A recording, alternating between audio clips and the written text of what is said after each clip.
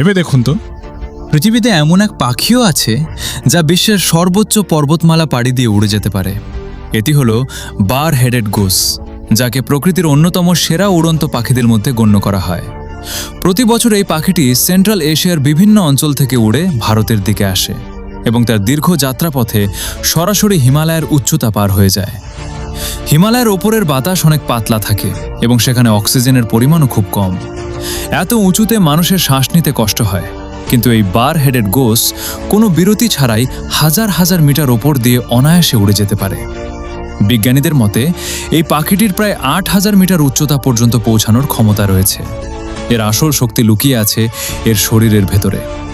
এর রক্তে থাকা হিমোগ্লোবিন বাতাস থেকে খুব দ্রুত অক্সিজেন শুষে নিতে পারে, যার ফলে কম অক্সিজেনেও এর শরীরে সবসময় এনার্জি বা শক্তি বজায় থাকে। সেই সাথে এর ডানাগুলো অনেক শক্তিশালী এবং এটি পাহাড়ের ওপর দিয়ে বয়ে যাওয়া তীব্র বাতাসকে দারুণভাবে কাজে লাগাতে পারে। ঠিক এই কারণেই যেখানে এত উঁচুতে মানুষের জন্য অক্সিজেন সিলিন্ডার প্রয়োজন হয়, সেখানে এই পাখিটি শুধু নিজের ডানার ওপর ভরসা করেই সেই বিশাল আকাশ পাড়ি দেয়।